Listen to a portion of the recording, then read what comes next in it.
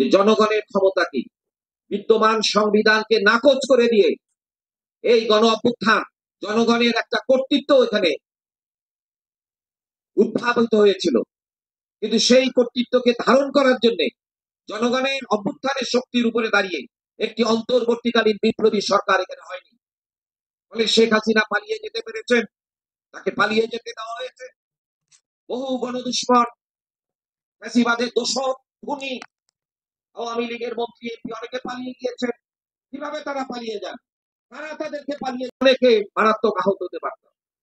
ফলে অভ্যুত্থানের পরে আমরা একটা চিন্তা করলাম, ঢাকায় বিশেষ করে রামপুরা বাড্ডা এলাকা এবং শরীর আখড়ায় যে প্রবল প্রতিরোধ হয়েছিল এবং এই ফ্যাসিবাদী সরকারের পতনকে নিশ্চিত করেছিল, যেখানে ব্যাপক মানুষকে নির্বিচারে হত্যা করা হয়েছিল, গণহত্যা করা হয়েছিল। আমরা চিন্তা করলাম তাদের সাথে আমরা দেখা করব, তাদের বাড়ি বাড়ি আমরা যাব। কেন আমরা গিয়েছিলাম? আমরা আমাদের কমরেডদের বলেছি সেই আগুনের তাপ আমাদের নিতে হবে। যারা জীবন দিয়েছিলেন, যারা সাহসের সাথে পথে গিয়েছিলেন, এখানে উপস্থিত আছেন বাড্ডার একটা স্কুলের ছাত্র রিফাত। সে ফুটবল, তার খেলার খুব শখ ছিল, নবম শ্রেণীর ছাত্র। আমি এটা ভাবতে পারি নাই। আমি যখন সপ্তম শ্রেণীতে পড়তাম তখন ৭১-এর মুক্তিযুদ্ধ হয়েছিল, আমাদের ভাইরা গিয়েছিলেন, চাচারা গিয়েছিলেন। আমরা দেখেছি এই নতুন রাষ্ট্র বাংলাদেশ প্রতিষ্ঠার পর কিভাবে মুক্তিযোদ্ধাদেরকে, মুক্তি বাহিনীর সদস্যদেরকে কিভাবে রাষ্ট্র অবজ্ঞা করেছিল।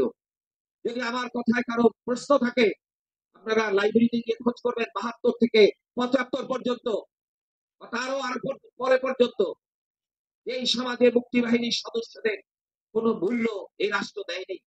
আর এখন আমরা দেখি মুক্তিযুদ্ধের চেতনা, গলা ফুলে সেই মুক্তিযুদ্ধের চেতনার কথা বলে বিশেষ করে গত ১৫ বছর এই দেশটাকে রসাতলে দেওয়া হয়েছিল, অর্থনীতিকে ধ্বংস করে দেওয়া হয়েছিল, দেশকে ভারতের গোলাম বানানো হয়েছিল, দিল্লি দাস হিসেবে আমাদের তৈরি করেছিল।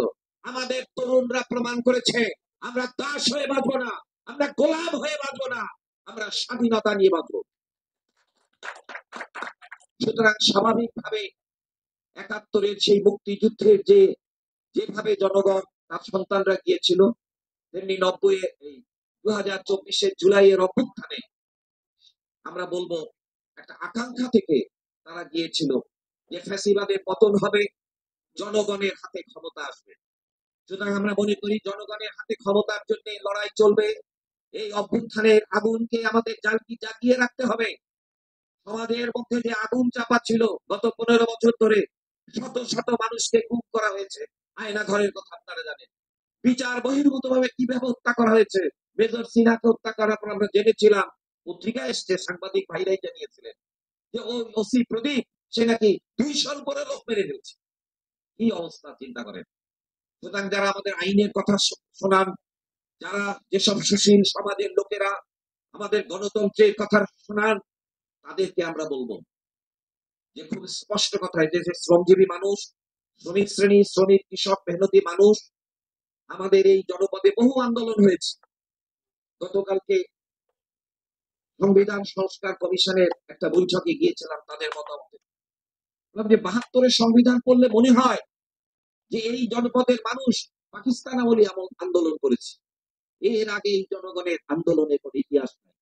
ইতিহাসের পাতা খুলে দেখুন, এই পুলিশ ও ঔপনিবেশিক শাসনের বিরুদ্ধে কত কৃষক বিদ্রোহ হয়েছে, এখানে ফকির সন্ন্যাসী বিদ্রোহ হয়েছে, তিতুমিরের বিদ্রোহ হয়েছে, নানা রকম জনগণের সংগ্রাম হয়েছে।